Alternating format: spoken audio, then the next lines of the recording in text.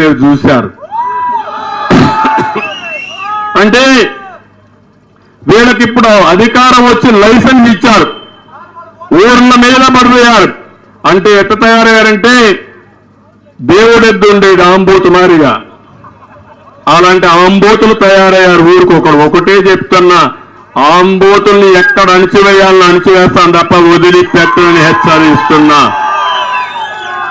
Rowdyism చేస్తే రౌడీలు అనే వాళ్ళు, అందుకే ఒక మాట చెప్పావని, హత్యలు చేసే వాళ్ళంతా పోస్ట్ మార్టం చేయించేవాళ్ళు మళ్ళా పోయేది పోస్ట్ మార్టంకే పోతారని చెప్పేవాడిని నేను. అలాంటి ముఠా కక్షల్ని పూర్తిగా నిర్మూలించిన పార్టీ తెలుగుదేశం పార్టీ. రౌడీల గుండెల్లో రైళ్లు పరిగెత్తించిన పార్టీ తెలుగుదేశం పార్టీ. ఆ రౌడీలను అణిచివేసింది ఇదే పోలీసు వ్యవస్థ. ఈ రోజు ఆ పోలీసు వ్యవస్థ ఆ రౌడీలకి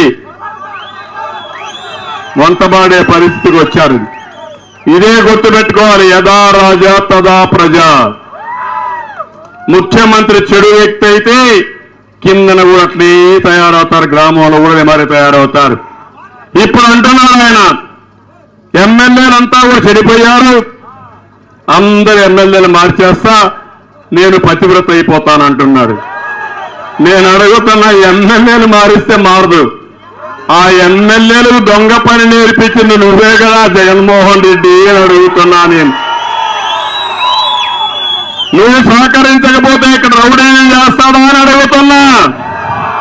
నువ్వు సహకరించకపోతే నీ కాన్స్టిట్యుయెన్సీ ఇన్ఛార్జి మైనింగ్ లో దోపిడీ చేసే ధైర్యం ఉందా అని అడుగుతున్నా. నీ సహకారం లేకపోతే నీ మంత్రి ఇక్కడ మైనింగ్ దొంగ వ్యాపారం చేస్తే నీకు ధైర్యం ఉంటే టికెట్ ఇవ్వమని, దానికంటే అతనికంటే రౌడీని చేసే వ్యక్తి, ఎక్కువ డబ్బులు సంపాదించిన వ్యక్తి ఎవరన్నా ఉన్నాడా తమ్ముళ్ళని మేము అడుగుతున్నా. అంటే నీ మనిషి అయితే నీకు ఓటా ఇస్తే వాడికి పెద్దపీట, అదే మరి అమాయకులైతే వాళ్ళు తీసేసి నేను గొప్ప నాయకుడు అని చెప్పుకోవాలనుకుంటున్నాడు. అందుకే ఒక మాట చెప్తున్న ఒక విషయం మీరు గుర్తుపెట్టుకోవాలి. ఒక అతను దొంగ, గది దొంగ చేసిన తర్వాత కోర్టుకు వెళ్ళాడు. కడాన మరణ శిక్ష చేశారు అతనికి. మరణ శిక్ష చేస్తే అప్పుడు చివరి కోరిక ఊరుకోమన్నారు. కోరుకోమంటే మా తల్లిని పిలిపించమన్నాడు. తల్లిని పిలిపించారు. పిలిపిస్తే చూస్తాడేమో అనుకున్నారు, గట్టిగా పట్టుకుని కొరికేశాడు. ఏంటయ్యా కొరిగావు, నువ్వేదో అభిమానం ఉందనుకున్నావు. కాదు సార్, నాకుగా శిక్ష చేయాల్సింది ఈవిడికి వెయ్యాలా? నేను ఒక తప్పు చేసినప్పుడు నన్ను కొట్టి తప్పు చేశావనుంటే నేను మారేవాడిని. నేను తప్పు చేస్తే నన్ను చూసి ఆనందపడి బాగా చేశావు ఇంకా తెమ్మని నన్ను ప్రోత్సహించింది. అందుకే నేను ఈ దొంగ పని చేశాను. నా తప్పులకు కారణం నా తల్లే నేను చెప్పాడంటే, అదే వారి ఎమ్మెల్యేల తప్పులకు కారణం ఎవరు తమ్ముళ్ళు? ఎవరు కారణం? మారాల్సింది ఎవరు? ఎవరు మారాలి?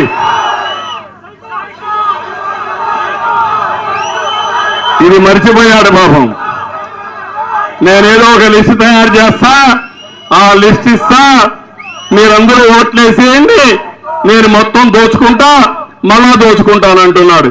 మీకు ఇచ్చేది మాత్రం గుర్తుపెట్టుకోండి, మనకందరికీ సంక్షేమ కార్యక్రమాలతో చేసేది మజ్జిగ నీళ్లు మనకు, మీగడ వెన్న పెరుగు ఆయనకు. ఆ పరిస్థితిలో మనం అందరం ఉన్నాం.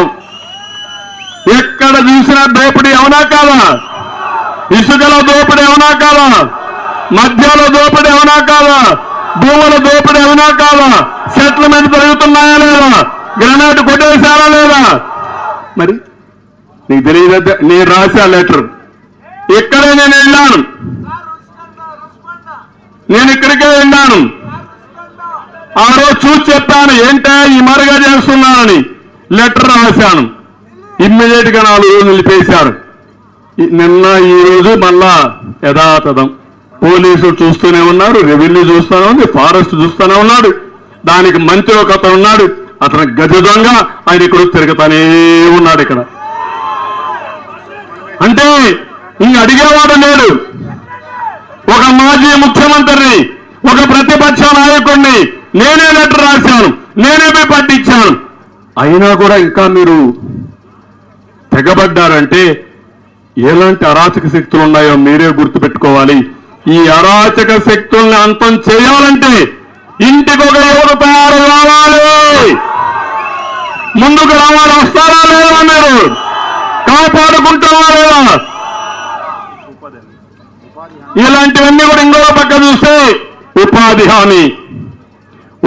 హామీ వైఎస్ఆర్ కాంగ్రెస్ పార్టీ కార్యకర్తలకు నాయకులకు మేతగా తయారైపోయింది. ఏం తమ్ముడు, ఎక్కడన్నా ఒక రోడ్డు వేశారా? ₹1 ఖర్చు పెట్టారా? ఒక కాలువ తీశారా? వందల కోట్ల రూపాయలు దోచేస్తున్నారు. ఎక్కడ రాస్తున్నారు లెక్కలు? దొంగ లెక్కలు.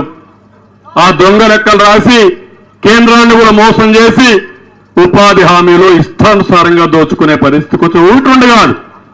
ఏది చూసినా పెద్ద ఎత్తున సెటిల్మెంట్లు, మెడ మీద కత్తి పెడతారు. కత్తి పెట్టి నీ ప్రాణం తీస్తామని ఒకటి ఆశిస్తామంటే, ప్రాణం ఉంటే బలసాగు తిని బతకచ్చు, పోతే పోయింది, ఆస్తి నేనే సంపాదించాలని వేల కోట్ల రూపాయలు ఆస్తి రాసించి పారిపోయారంటే ఎంత అన్యాయమో మీరే ఒక్కసారి ఆలోచించుకోమని మిమ్మల్ని అందరినీ కోరుతున్నా.